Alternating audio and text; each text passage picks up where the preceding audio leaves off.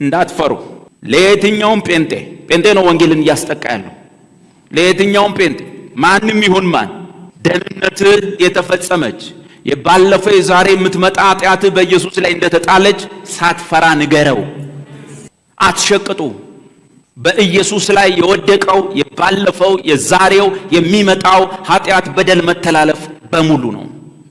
ከዚህ በኋላ ያለው የመዳን ንስሐ አይደለም። ንስሐ ሁለት አይነት ስለሆነ የመዳን ንስሐ ወይም እኛ ሀገር ላይ ጌታን መቀበል የሚባለው በሕይወት ዘመን ስንቴ የምትፈጽመው? አቤት አንዴ ነው የምትፈጽመው። ጌታን ስንቴ ነው የምትቀበሉት? አበበ በጌታ ነበረ፣ ያገለገለ ነበር ወይ በጌታ ቤት ቆየ። ከዛ በኋላ ትንሽ ከቸርች ያመት ረፍት ወሰደ። አስቴር አወቀን ሲያዳምጥ ቆየ። አላዋጣ ስትለው መጣ። ጌታን ይቀበላል አይቀበልም? ይቀበላል። የመዳን ንስሐ ወይንም ሐዋርያት ሥራ 2 ላይ ያለው እንድን ዘንድ ምን እናደርግ ንስሐ ገቡ የተባለው እሱ ማለት ነው። የመዳን ንስሐ በጴንጤ ቋንቋ ጌታን መቀበል የሚባለው ስንቴ ነው? አንዴ ነው የምትቀበል። ሄደ በመጣ ቁጥር ጌታን አትቀበል። ይሄ መዳን ንስሐ ነው። የመዳን ንስሐ ውጤቱ የዘላለምን ሕይወት ለማግኘት ለመዳን።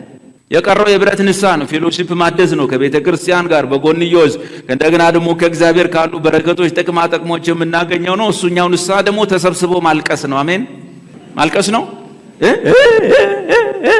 ነው። እውነተኛ ንስሐ ጸጸት የሌለበት ድርጊት ነው።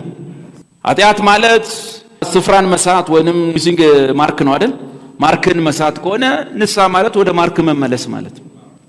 ቋየር ነበርክ፣ ከዛ የት እንደሆነ ሄድክ፣ ስትመጣ ማለት እዛው ያለህበት ቦታ ሆነ ማልቀስ አይደለም ንስሐ። እኔ እኮ ድሮ ቋየር ነበር፣ እንዴት ያለ አገልጋይ ነበር፣ ዛሬ እዚህ ቦታ ምናምን አይደለም። እንደዛኛው ልጅ ቀጥታ መምጣት ነው። ወደዚህ መምጣትና ቦታ መያዝ ነው። እንደሱ ነው።